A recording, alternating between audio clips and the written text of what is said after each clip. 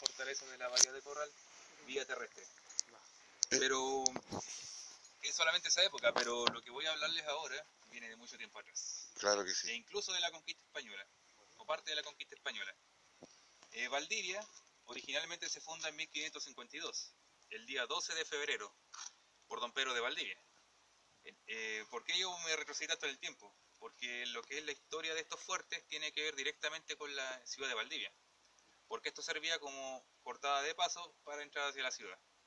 O sea, cualquier pirata o corsario que intentase ingresar a la bahía de Corral tenía que pasar primero por el fuego de estos cañones antes de llegar a la ciudad de Valdivia. Como yo les conté, cierto, Valdivia se funda en 1552, pero en el año 1599, pasaron muchos años después de su fundación, la ciudad fue arrasada por los mapuches. El toqui de esa época, o sea, el segundo gran alzamiento indígena después de Lautaro, lo encabeza el toqui Pelantaro, con dos indígenas más o caciques que se le unen, que son Anganamón y Payamachu. Al mando de 4000 guerreros indígenas comienzan a arrasar todas las ciudades que están de Concepción hacia el sur, o sea, del río Biobío hacia el sur, ¿cierto? En total a su paso arrasan 7 ciudades, y una de estas fue Valdivia. El 24 de diciembre de 1599, Valdivia es hecha escombros y arrasada a cenizas. Casi el 90% de la población en esa masacre muere, y el resto que se salva pueden escapar en embarcaciones, o el resto escapó hacia el bosque y se internó en la selva valdiviana. Y así desaparece la presencia militar española de Valdivia, momentáneamente. Pasaron casi 50 años hasta que en 1643 los holandeses se enteran de que Valdivia estaba fuera de presencia militar española, por lo cual aprovechan eso y se internan en el río Valdivia e intentan fundar una ciudad y una colonia en dicha ciudad. Esta flota zarpa de Pernambuco, Brasil, y llega en agosto de 1643 a la ciudad de Valdivia, pasando también incluso por la isla grande de Chiloé. Esta escuadra venía al mando del almirante Elias Herman e intentan fundar una colonia, como yo les comentaba, ¿cierto? Aliarse con los indígenas y combatir a los españoles que estaban en la zona central, e incluso llegar al corazón mismo del virreinato del Perú, y así derrocar para siempre a los españoles que tenían posesión de estos territorios, y apoderarse también de la riqueza económica que ellos tenían, que era principalmente el oro. El oro es el principal mineral que traían los españoles acá, y principalmente acá en Valdivia también. Uno de los lavaderos incluso más ricos de esa época estaba acá en Valdivia, cerca de San José de la Mariquina, que se conocía con el nombre de Lavadero Madre de Dios. En esa época, los holandeses, cierto, tenían la costumbre, o lo que pensamos actualmente, que es, por ejemplo, el enemigo de mi enemigo es mi amigo. Así que la idea era aliarse con los indígenas, que eran principales enemigos de los españoles en este territorio, para combatirlos en conjunto. Pero la alianza entre holandeses e indígenas solamente dura 2 meses. En octubre de 1643, la escuadra holandesa hace abandono para siempre de la ciudad de Valdivia, porque los indígenas comenzaron a ocultarle la ubicación de los lavaderos de oro y comenzaron a desconfiar de los holandeses. Vestían igual que los españoles y no les convenía una alianza con ellos porque al final venían con el mismo objetivo de esclavizarlos, según los indígenas. No sé con qué mentalidad también habrán venido los holandeses, pero eso es lo que dicen los libros de historia. Se dice incluso también que si los holandeses en ese momento hubiesen tenido éxito, ahora estaríamos hablando holandés y no español. Tendríamos sangre holandesa. La historia se cambió totalmente. Un transcurso de la historia increíble, pero no pasó y así quedó. Los holandeses abandonan la ciudad y el virrey del Perú se entera de los planes de los holandeses, por lo cual comienza a organizar una flota. Y si ustedes se preguntan, ¿quién era el virrey del Perú en esa época? Era el marqués de Mancera, llamado Don Pedro de Toledo y Leiva. Por eso la isla que ustedes van a ver al frente, no sé si la conocieron o la quieren conocer, se llama Isla de Mancera. Él manda a su hijo, don Antonio Sebastián de Toledo, el segundo marqués de Mancera, al mando de la expedición. 2000 soldados y 22 galeones se conforman para esta gran flota. Fue la flota más grande que se había visto en Sudamérica por aquellos años. Navegar por este paso. Imagínense, en esa época tiene que ser un espectáculo maravilloso. Cuando llegan a la ciudad, ¿qué hacen? Ven resistencia indígena. No pueden entrar aún, por lo cual se establecen 2 años en la isla de Mancera. Dejan a cerca de 900 soldados y solamente sobreviven cerca de 600. El resto murió debido a una enfermedad parecida a la peste bubónica que hubo en Valdivia, que se haga en la isla, y no podían entrar hacia la ciudad, así que la parte o la zona que les brindaba seguridad para protegerse era la isla de Mancera. Después hicieron un pacto con los indígenas hasta que se hizo un tratado de paz, y en 1647 Valdivia recién pudo ser fundada o refundada en realidad. Y se comienzan a construir las primeras fortalezas, e incluso ya a partir de 1645 se comienzan a construir las primeras fortificaciones.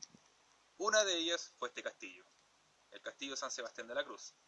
La primera etapa que se construye en esta parte fue lo que es el sector de la parte alta, que se conoce con ese nombre, Fuerte San Sebastián de la Cruz. Solamente contenía 4 piezas de artillería. Un siglo después, o sea, me voy a saltar casi 100 años en realidad, se hace una restauración y una ampliación al castillo.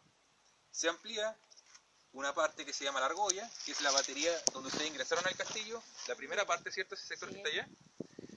En esa parte, antiguamente, había una roca grande de 46 pies de altura, y la cual fue rebajada artificialmente a 26, la cual sobre esta se colocan los muros o merlones y se instalan 11 piezas de artillería en ese lugar. Cuando termina esa construcción, a partir del año 1767, se da inicio a una tercera etapa y final, que se conoce como la cortina, que es esta gran muralla que une estas 2 baterías y conforma el actual castillo. ¿Por qué se llama cortina? Porque es una cortina o una gran muralla que está entre 2 baterías.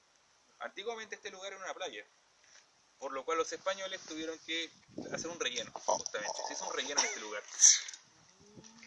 Hacen desaparecer la playa y construyen esta gran muralla con aproximadamente más de 60.000 ladrillos, solamente para esta parte. Se estima que en todo el castillo hay cerca de 200.000 ladrillos, y cuando se termina de construir el castillo, también se conforma el actual foso, que es la parte baja. Si ustedes se preguntaron, ¿qué hay en este lugar o para qué servía? Era el lugar donde tenían su casa habitación los soldados españoles. Tenían 2 cuarteles de mampostería, que eran de piedra y ladrillo, con techos de madera. Estos cuarteles se estima que medían entre 90 metros de largo por 7 metros de ancho, separados por un pasillo de cerca de 5 metros.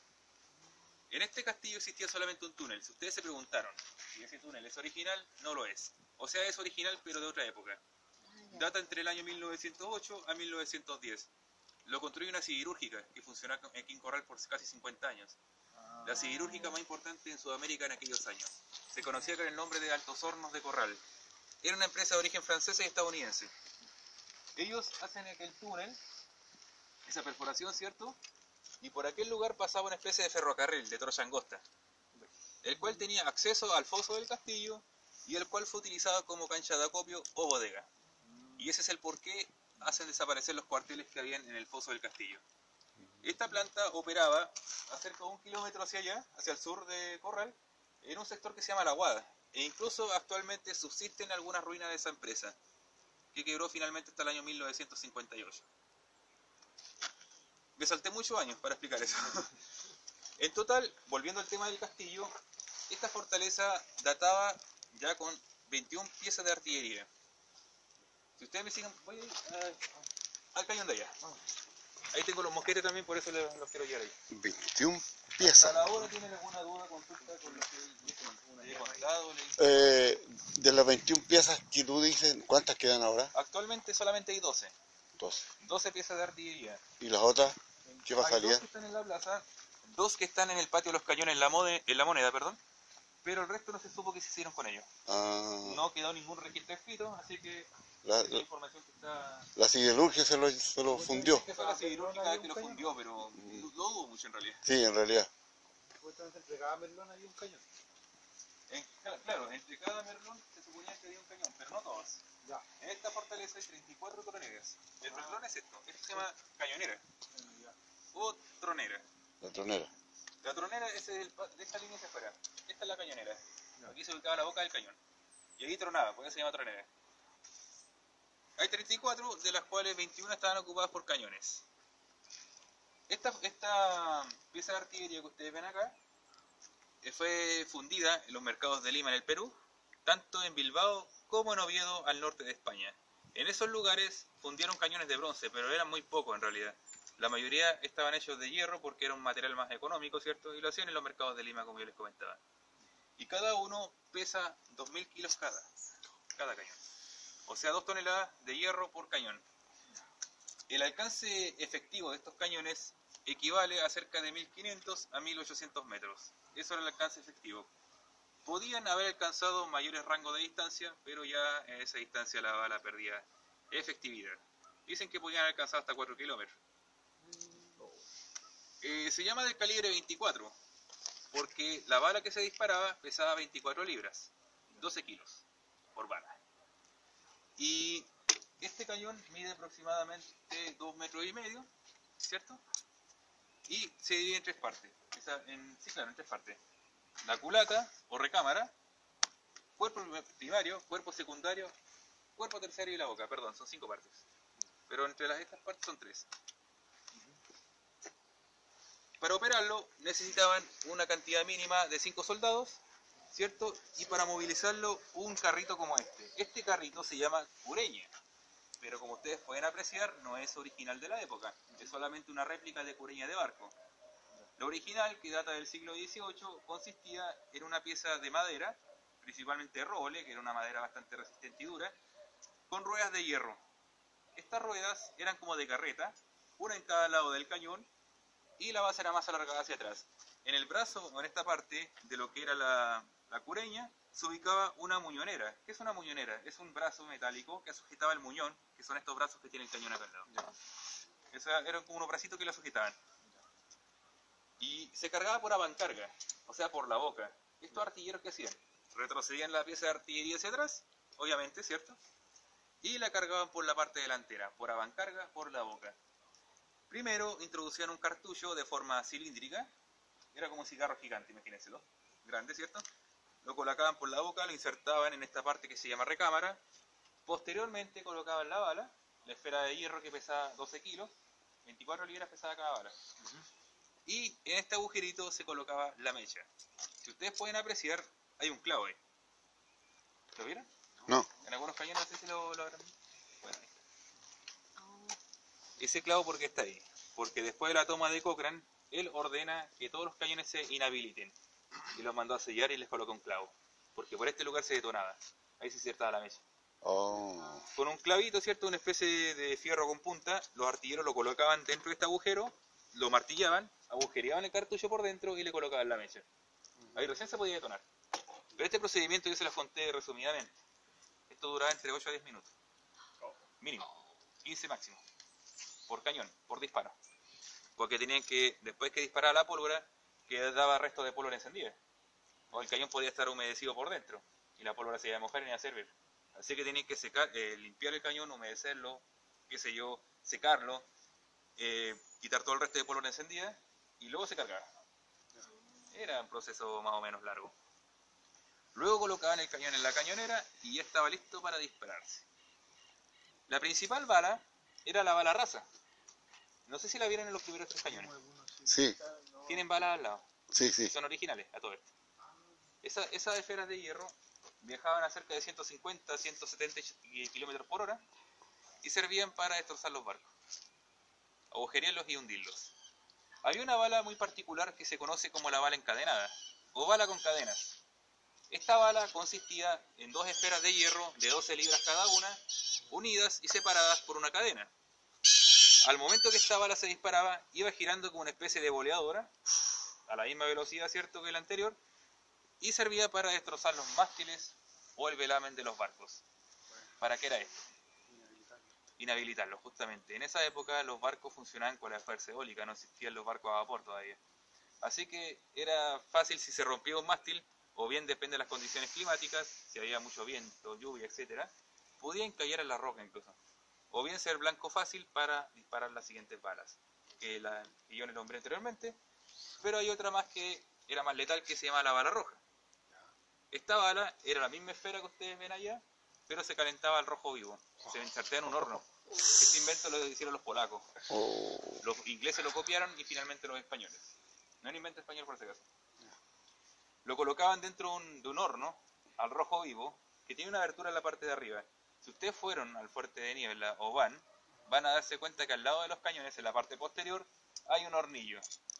Una estructura así más o menos, donde se colocaban las balas. Se calentaban, se retiraban por una abertura, por una tenaza, y se colocaban en la boca y se insertaban. Pero antes de insertar la bala roja, se colocaba un taco de madera.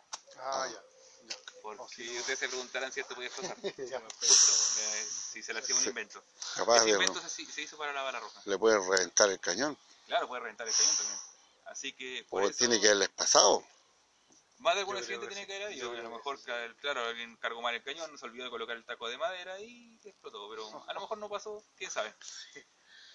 Luego de colocar el taco de madera, obviamente la bala roja, y esta bala al momento de ser disparada, salían esquilas. Se fragmentaba por el calor, ¿cierto? Estaba tan caliente que se fragmentaba por la presión. Eran 4 kilos de pólvora que hacían explotar la bala y salía disparada. Esta munición era como una lluvia de metralla. Imagínense ser tripulante de una embarcación y recibir una lluvia de esquilas ardiendo encima. Era Sí, algo terrible. se Y el incendia el centro de la barco. bala se incendia toda la embarcación, justamente. Eso, para eso era. Y en este caso, las embarcaciones las pintaban con alquitrán. Más encendido Claro. todavía. Porque el alquitrán sirve para mantener la madera más tiempo, para Claro. que dure. Y como están navegando constantemente, las lluvias, ¿cierto? Las La temporales, humedad, etcétera, para era para aguantar todo eso. protegerlo de la humedad. Exactamente. Y las que estaban recién pintadas eran las que sufrían más, de hecho. Oh, El centro de la bala, como era una masa de fuego, también impactaba los barcos y los incendiaba. Imagínense la bala roja impactando el polvorín del barco, la Santa Bárbara. Listo. Listo, era solamente un tiro de bala roja y adiós embarcación. Estas fortificaciones, tanto como los cañones, eran sistemas de defensa bastante sofisticados para la época. Entre el siglo XVII y el siglo XVIII se construyen 17 fortificaciones. 5 tenían el rango de castillo. Pero ojo, y le apuesto, a no ser que no, quizás, se imaginaron un castillo medieval. claro. ¿Cierto? Sí. La mayoría cuando le dicen castillo, dicen, no, se imaginan un castillo de la Edad Media. Pero no es así. No cambia la forma, pero no el nombre. Esto se basa o se copió a base de la traza italiana. ¿Qué hacen los ingenieros italianos en la época? En el siglo XVI comienzan a idear sistemas más sofisticados de fortaleza, más modernos, con muros más bajos, pero más anchos. La idea era resistir impactos de bala de cañón. Cuando se dejan de utilizar las armas de asedio y se comienza a utilizar el cañón, estas fortalezas no resistían los impactos de bala de cañón. Así que idean un sistema más resistente. Y de estas 17, como yo les contaba, 5 eran castillos. Y la más poderosa era esta, con 21 cañones, del 24. Estas fortalezas nunca fueron, o sea, en realidad nunca funcionaron en tema de combate en la historia, en realidad. No entraron nunca en combate. No entraron nunca en combate. Y estos cañones nunca se disparan contra un barco enemigo. Y el por qué es porque en realidad ningún pirata o corsario que hubiese estado en su sano juicio, ¿cierto?, se atrevió a poner a prueba el poder de fuego de estos cañones. E incluso a finales del siglo XVIII se decía que para atacar estos fuertes se necesitaban mínimo 50 barcos con buena artillería y 5.000 hombres de infantería para tener siquiera un grado de éxito. Pero obviamente esa flota jamás llegó acá. Tendría que ser la flota inglesa para que haga algo, la flota más poderosa del mundo en esa época. Pero yo les nombré que hubo una batalla. Ustedes se preguntarán si hubo un combate, cómo no se disparan los cañones, como ilógico. ¿Se acuerdan que yo les dije que para atacar necesitaban 50 barcos? Cochrane no llegó con 50, llegó con 3. Y no llegó con 5.000 hombres, llegó con 350.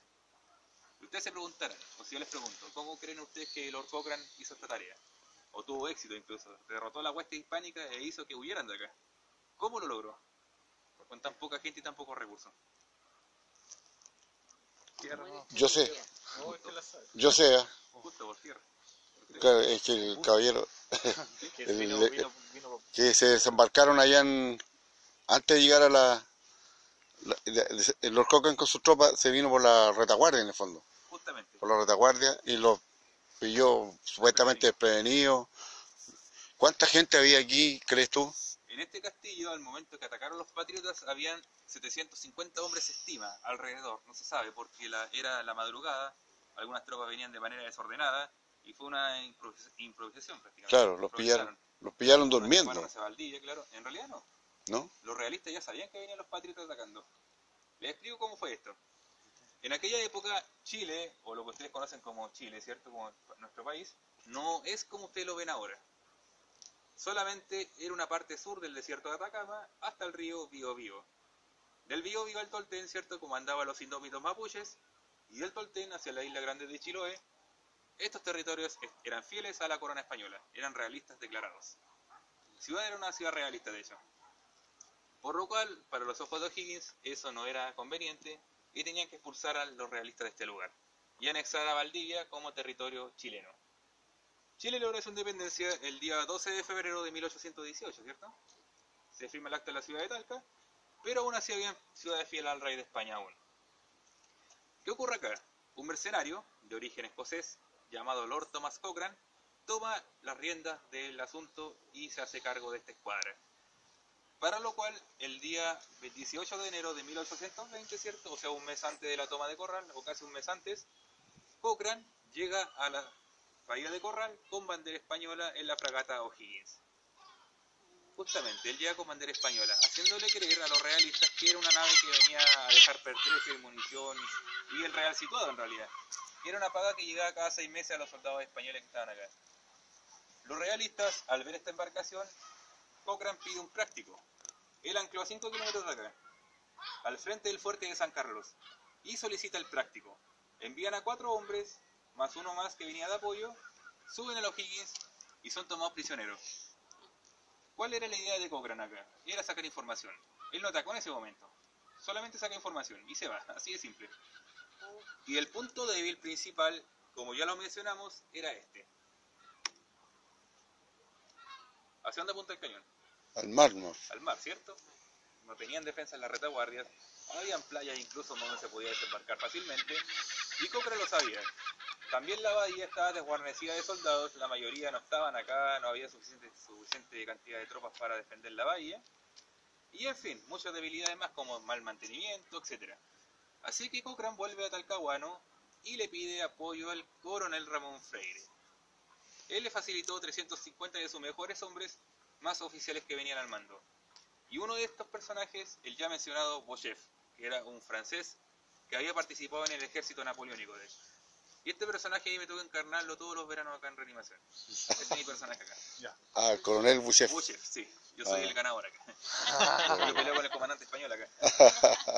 Bueno, y también estaba Guillermo Miller, que era un inglés. Él venía al mando de los infantes de marina.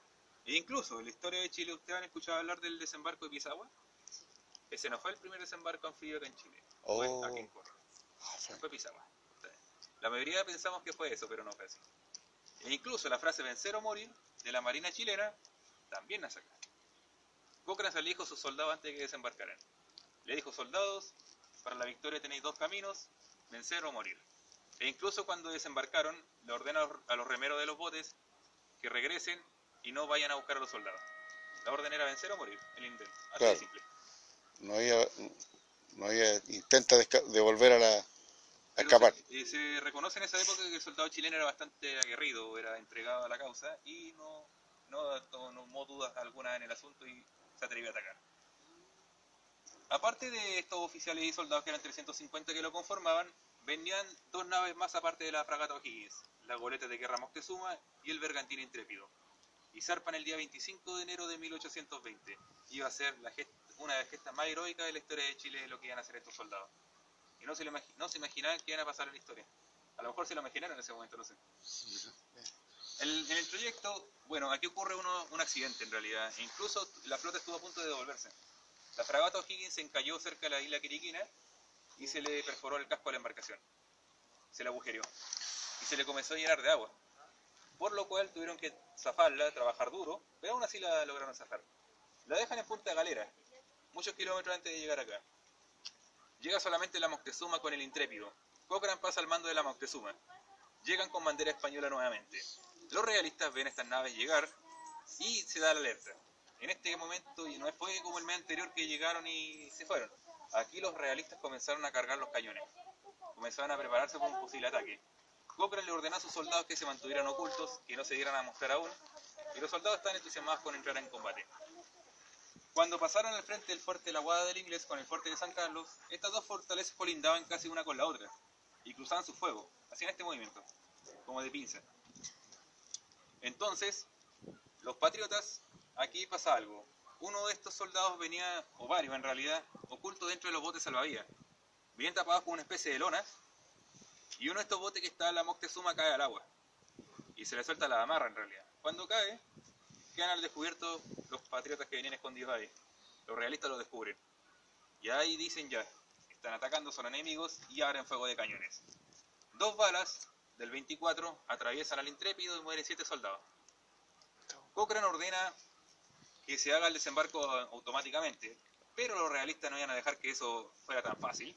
Envían una cantidad de unos soldados cazadores, ¿cierto?, a la playa, que eran cerca de 70, a custodiarla, armados con mosquetes y bayonetas. Esto es un mosquete.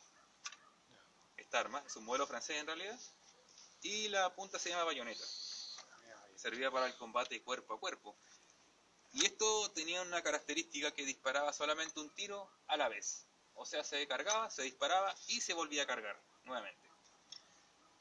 Los patriotas, ¿cierto? O Cochrane en realidad ordena un ataque de manera improvisada y se le ocurre, como era un genio, se le ocurre algo interesante.